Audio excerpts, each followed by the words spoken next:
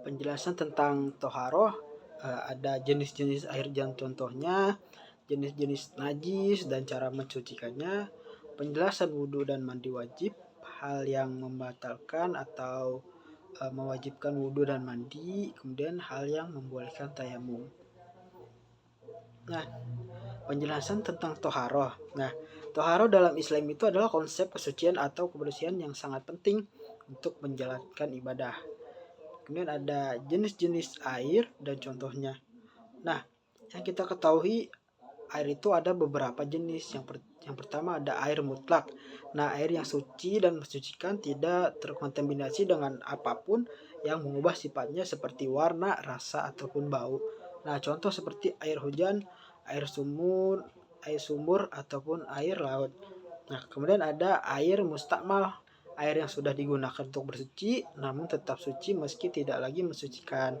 Contohnya seperti air yang sudah digunakan untuk berwudu. Kemudian air mukhalat. Nah, ini tuh air yang tercampur dengan zat suci sehingga mengubah salah satu tiga sifatnya, warna, rasa, bau, namun tetap suci. Nah, contohnya air teh maupun air kopi. Kemudian ada air najis. Nah, air najis itu air yang tercemar dengan najis dan tidak bisa digunakan untuk bersuci. Contohnya seperti air yang terkena kotoran manusia ataupun hewan.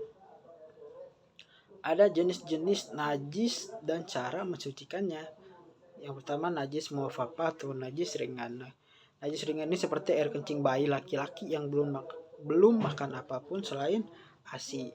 Cara mencucikannya itu cukup dipercikin air saja pada bagian yang terkena najis. Kemudian najis mutawasitoh, nah itu najis sedang, najis yang berasal dari kotoran manusia atau hewan, kemudian darah, alkohol, nanah, dan lainnya. Nah, cara mencucikannya itu dicuci hingga hilang warna, bau, ataupun rasanya. Kemudian najis mughalajoh atau najis besar. Nah, di mana najis berat ini seperti air liur, anjing, dan juga babi. Nah, cara mensucikannya yaitu dicuci 7 kali, salah satunya dengan air yang bercampur tanah. Kemudian penjelasan tentang wudhu dan mandi wajib. Nah, wudhu itu langkah-langkahnya nih.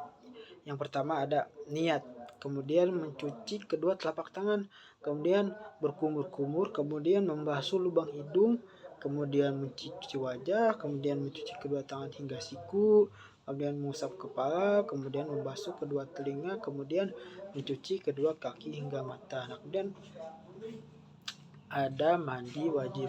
Nah, langkah-langkahnya pertama niat, kemudian membasuh kemaluan, kemudian berwudu seperti wudu biasa, kemudian menyiram ke seluruh tubuh dengan air dimulai dari kepala, kemudian pastikan seluruh bagian tubuh itu basah.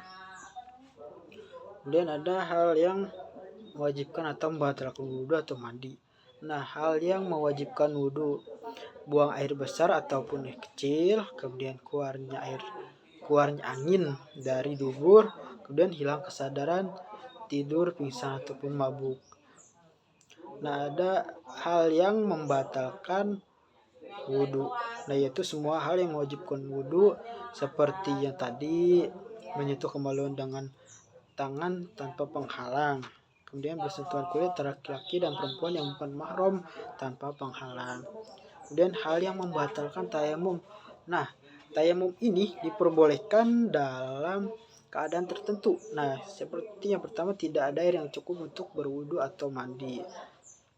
Kemudian sakit atau kondisi yang tidak memungkinkan penggunaan air. Nah, kemudian dalam perjalanan jauh atau safar dan kesulitan mendapatkan air.